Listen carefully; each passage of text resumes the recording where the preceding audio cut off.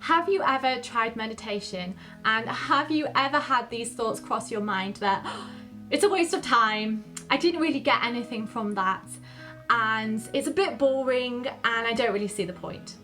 Because if you have, then I completely get you. That was my first experience of meditation too. I was in a yoga class, and at the end there's always a final relaxation called Shavasana, and I was told to lie and breathe, and the room was darkened and I sat there fuming. I was so cross, I was so angry. I was like, why am I paying to lie in a room in the dark and breathe? Because I can just do that at home. And you know what? I completely wrote it off, and I didn't try anything like that again, like yoga or meditation, for probably the next 5, 6, 7 years. And actually, I hope that you are going to be much more open to exploring this when I tell you a little bit more about the benefits, what its actual purpose is, like why would you want to do it, and then also like how to go about doing it, like as a beginner, how to sit, how long to do it for, and what to expect. So that's where we're going today. So let's begin with the benefits, because as a scientist, obviously I can geek out about this all day. I've delved into the literature and I love reading about the most recent studies that have been done on meditation. And it's amazing that all of the science is now catching up to a practice that has been done for thousands of years, literally 5,000 years. So this is some of the benefits. It decreases stress and anxiety. And it does that by lowering a stress hormone called cortisol. And also it stimulates something called the vagus nerve, which is a nerve that runs from your brain, and it helps to send the body into rest and digest mode. Another benefit is that it actually increases positive feelings towards yourself and others, and not just feelings, actions too. So you're a more kind, compassionate person to yourself and to the people around you when you meditate. It also improves sleep. It decreases blood pressure. And then also, maybe this is relevant to you in your work, maybe with your family, it increases focus and attention and decision making. And then also, if this is relevant to you, it also helps to support pain management. Not replace it, but research has shown that it can support pain management. So far, that's just kind of started to give you some arguments in your head. That is very different from experiencing it, letting your body and your heart open up to the experience. So that's where we're going to go now. The second big thing that I want to tell you about meditation is what it is and what it's not. But before I share that, get yourself down to the description section, click on the link that is there and subscribe, because then I can send you some stuff. I have a free guide that is called the Getting Starting Plan. So if you're looking to create change in your life, then you get a free PDF like hitting your inbox immediately. And it also comes with a 7-part video series, and I want to send that you today. So go down there and subscribe, and I'll be hitting your inbox within minutes. Okay, so this is what meditation is and what it is not. It is not thinking.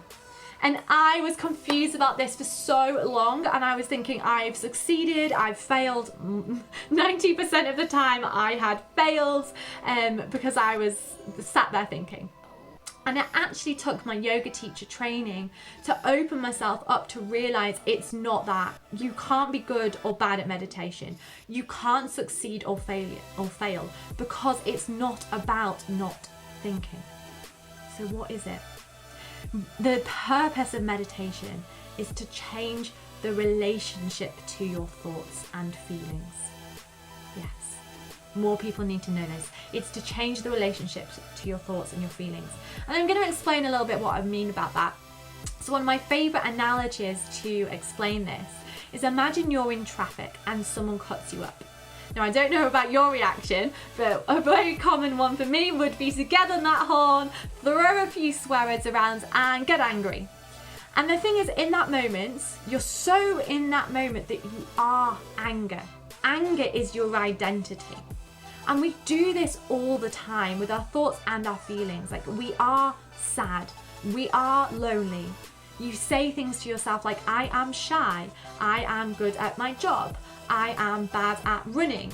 And these like phrases and stories become our world. They become our identity. They put us in a box. They start to limit us.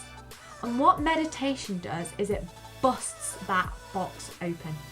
You are not your thoughts and your feelings. You are not Richard, who loves motorsports and eating Japanese food. And yes, you are, but that's not your identity. Your identity, who you truly are, your true self, is happy, joyous, peaceful, free, and connected to the universe. That is your true state of being in here. And what meditation does is it starts to connect us more to that. We start to lean and learn and experience that identity more. So what that looks like in everyday life is someone cuts you up, and rather than going straight for that horn, it's not necessarily that we don't feel the anger, like we don't stop being triggered, but we have that extra space and we can choose how we want to react a bit more. We can choose whether we are going to step into the anger or whether actually we like to respond differently in that situation. So meditation teaches us that you are free, joyous, peaceful, and part connected to this universe. And that is an amazing place to be. And if that sounds all kind of like airy-fairy for you, I'd like you to like picture it like this, if it doesn't make sense. So your true self is like the blue sky, and that is you. Your thoughts and your feelings are like clouds drifting across the sky. And rather than jumping into those clouds, and then the next one, and then the next one, and then the next one, because there's all these ones that you can just jump into, instead you're the sky. And you can just watch those clouds pass. You don't have to jump into them. And a very easy way to like show this for you is if you were to close your eyes now and just literally for 30 seconds, notice how many thoughts come up for me. If you're anything like me with a busy mind, like in that 30 seconds, I've probably thought about 30 different things. And I remembered none of them after the 30 seconds as well. And that's something that is called a monkey mind. So our mind is continually jumping.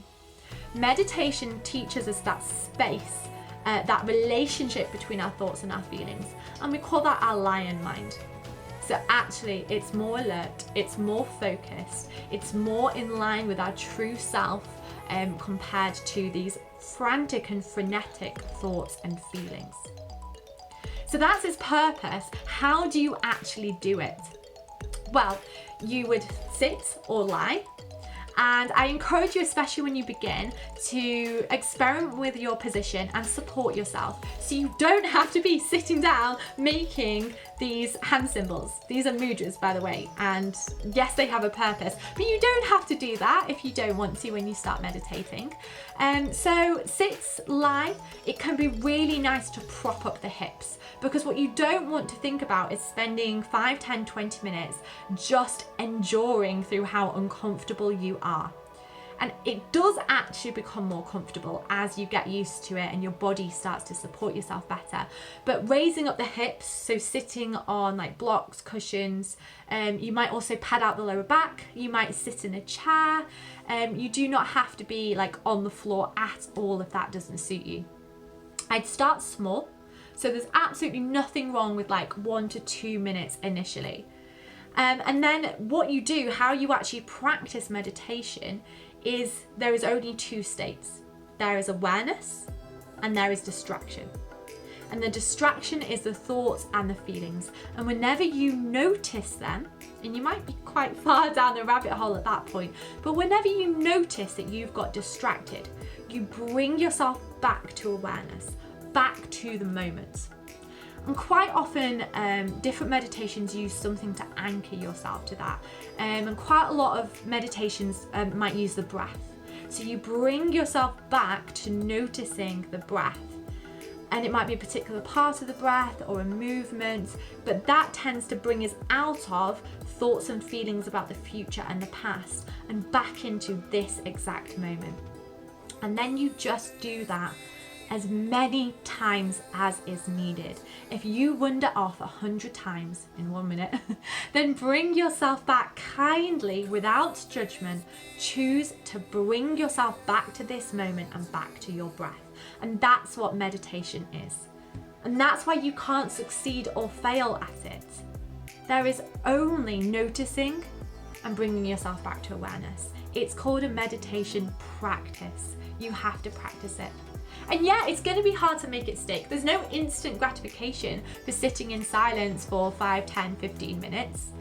But you've got to trust the process. Like, the science is there, the research is there, but the experience through thousands of years is there as well. And people reporting these benefits in mind and body cannot be ignored. Like, meditation is going to change your life. I get that it's hard to create a habit, so the things that I would use are, start small, 1 to 2 minutes, but you might also choose a guided meditation. And therefore, if you find one and you're like, that was so rubbish, I totally did not get into that, then there are so many different types of meditation. You've just got to find the one that works for you. And some of them will use different techniques. So they'll use different breathing activities, they'll use visualizations, use affirmations, but they're all helpful. They all help you to bring you into the moment. But the truest sense of meditation is bringing yourself back every single time that you catch yourself being distracted back into this awareness.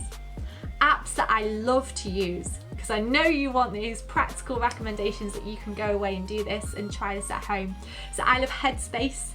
They are amazing. They do like a 10-day, 7-day beginners course as well that's free. My Life is fantastic as well for some guided meditations. Calm and Insight Timer, they all offer free variations that you can have a go. There's a ton on YouTube, but you might actually find like a guided meditation or meditation series is a nicer way to get into it. So I hope this has helped. I'm so glad that you joined me exploring meditation today. Check out some of my other videos and let's keep learning together.